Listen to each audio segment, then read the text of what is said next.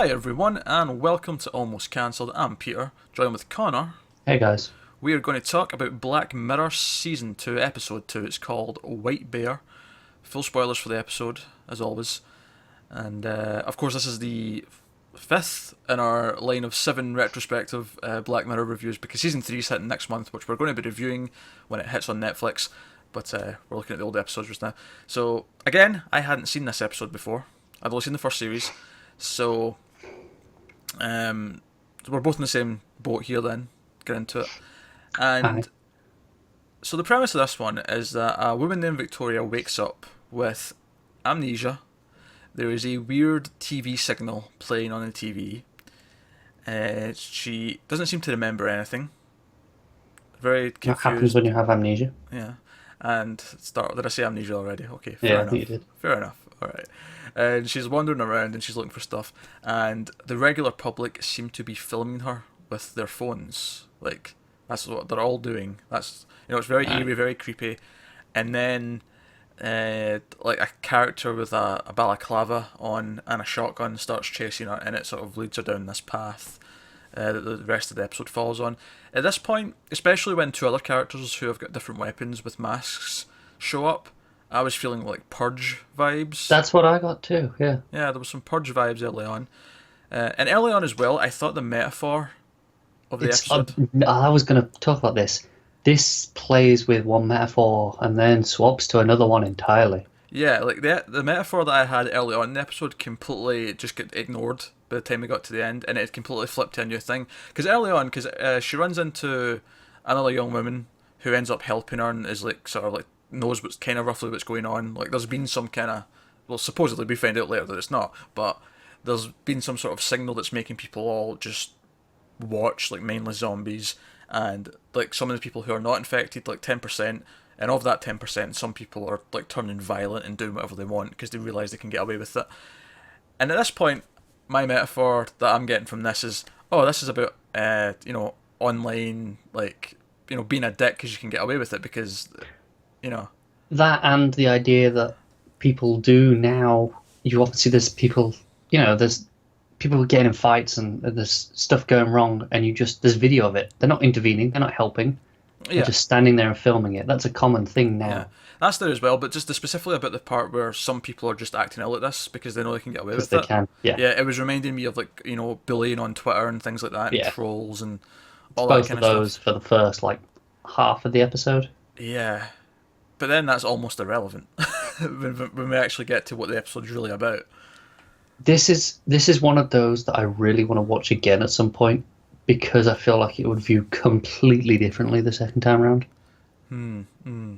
So she runs off with this other girl, and they get picked up by a guy in a van because they're running away from the killers and stuff. And this guy in the van picks them up, but oh no, as that guy turns out to be the shotgun wielding maniac from earlier, who takes them out into the woods, and like there's a person hung up in a tree with a sack over their head and all sorts of things going on. Someone's crucified, I'm sure.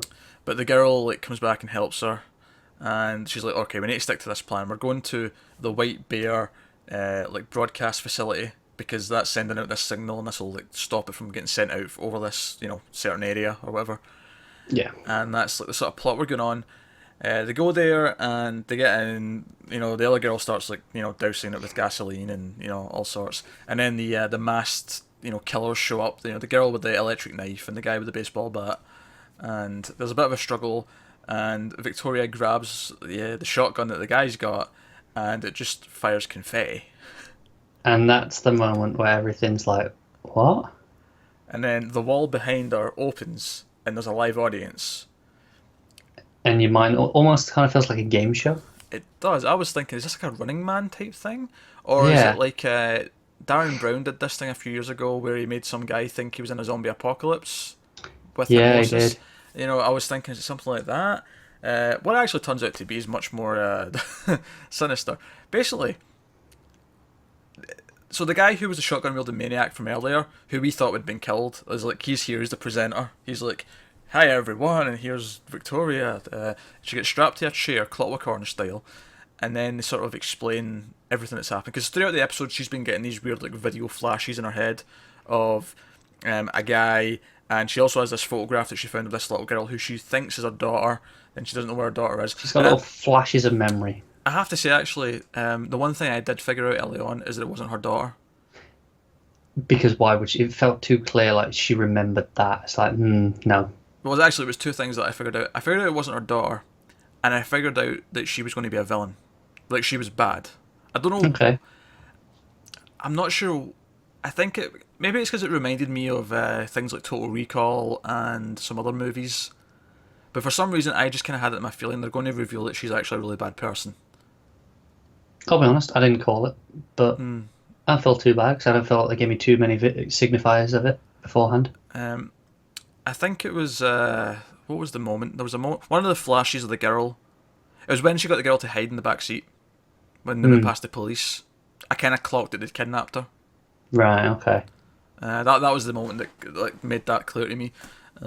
Which, as it turns out, is exactly what happened because they explain everything who she is.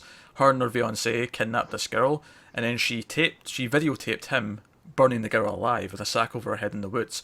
So all of a sudden, all the different elements that have been playing throughout the episode, all the people watching her with the cameras, is like a play in the fact that she held a camera and watched this happen. The weird symbol that was on the TV signal was a tattoo in the back of his head, and the idea that she claimed he was making her do this is again like this symbol is making all them do this. Like it's like a play in all the little elements of this case that was brought up. And White Bear because the girl had a white teddy bear, which was like a symbolic thing in the case.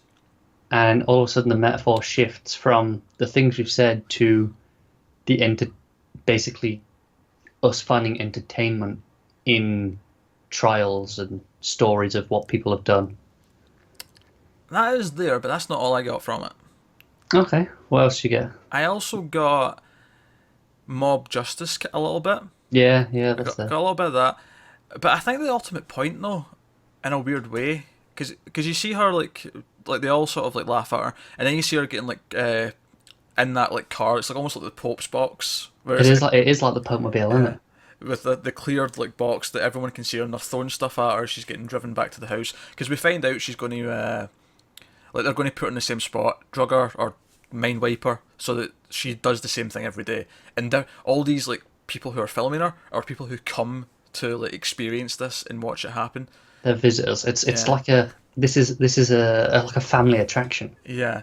Because during the credits we see them going over the rules, like don't go near or have fun. We're here to and then you see the whole day again from their perspective.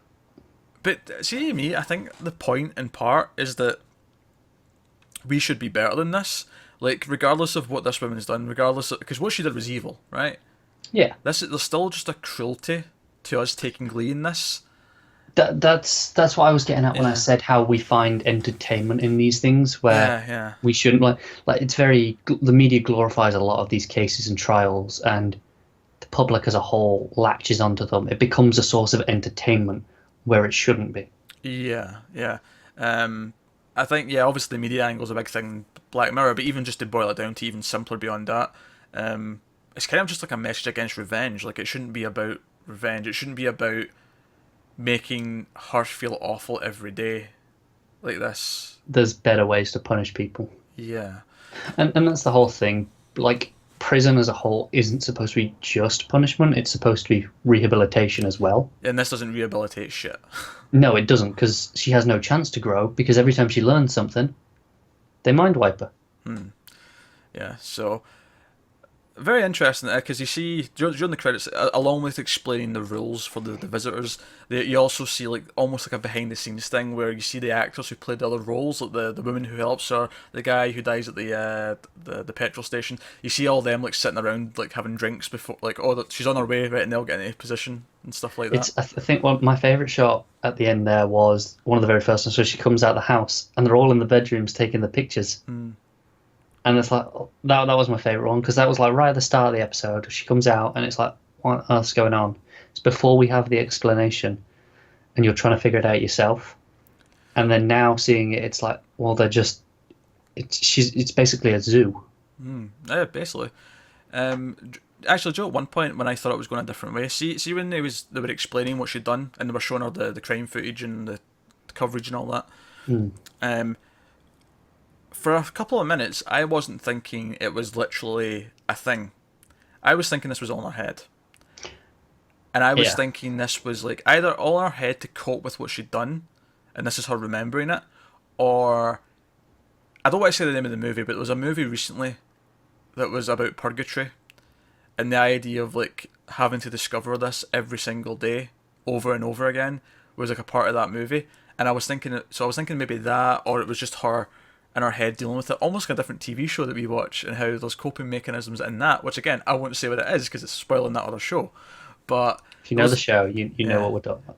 But there was lots of these things going through my head. Oh, this isn't real. Like this all feels like a little too on the nose to be real. But then it turns out it's exactly real, which maybe is the point. Maybe that's the shock of the episode. It's half disappointing because you think maybe it should be more, but at the same time, it's kind of more horrifying that it is real. Yeah, because in a weird way, you almost look at all the regular people as being kind of villainous in this, even though what Victoria has done is awful. Yeah, so she is an awful person. Obviously, she should be punished, but should these people really? This shouldn't be like, there's kids there as well. They bring the kids. It's like this. This Yeah. is literally a family attraction. This is like like a day out. Like this isn't right. Yeah. So there you go. Did you like the episode, Connor? I guess I did actually. I really did. I was really into it because it was just it's really gripping, and Yeah, I then was it into throws it. this twist and everything swaps and changes, and we got everything changed, and you have to reevaluate the entire episode. And I like it when it does that. It's interesting. I liked it. I liked all the different parts of it. I think a rewatch would be interesting just to see how they all fit together, knowing what. Because Yeah. I think early on I was just enjoying the intimidation of like, oh, this guy with a mask and a shotgun like chasing after her. It's stuff like when he picks them up in the van, and she's like, "Oh, I know you." And he's like, "No, you can't." And she goes, She's "Oh, we go to a remembering. forest." Yeah. And it's like even though they mind wipe her because they do it so often, little bits of it stick. Yeah, yeah. I think stuff like that would be really great on a rewatch. Yeah. Just to see, obviously that one springs to mind, but I wonder how much of that there is in there. Yeah, that's a good question. So, yeah. So that's Black Mirror, season 2, episode 2. Let us know what you think of the episode in the comments below. Thoughts and theories and all that stuff. Find us on Twitter at mild_fuzz. Remember that we're coming with season 3 next month. And yeah, thanks for watching, guys. Like and subscribe, all that jazz. Helps us out a lot. We'll see you next time.